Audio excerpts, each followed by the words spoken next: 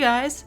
This week's build was filmed on location on Burnt Lake Island in Ontario's Algonquin National Park. Last year I did 2 builds on a canoe and enjoyed it so much that I wanted to bring you more this year. For this build we have the Arctic Air Transport from the LEGO City series. This kit includes 3 main components: the aircraft, a small exploratory vehicle, a frozen saber-tooth tiger encased in ice and ready for transport, as well as 2 minifigs. One person is all decked out in winter survival gear, ice picks in hand, and the pilot wearing her flight attire. I enjoy the bold orange color that is typical with this series, and I particularly like the look of the quad rotors used for this aircraft. As a playset, there's a lot of fun to be had. The quad-copter is easy to grip and fun to fly around, and I find the skis make it more fun to land than a traditional helicopter.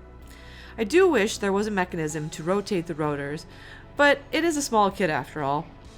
What it does have is a mechanism on the top that you can rotate to raise and lower a cargo hook. The researchers have successfully extracted the saber-tooth specimen from its icy tomb, and it has been prepped to be airlifted back to the research facility.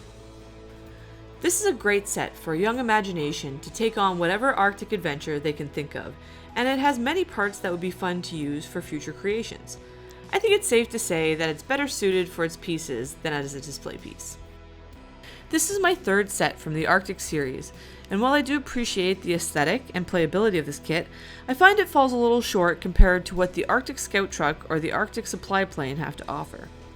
It's a little disappointing that the set doesn't have a hinge for opening the cargo hold, where ideally I'd like to be able to store the vehicle in the back. All in all, I think this kit is very well suited for a younger LEGO fan.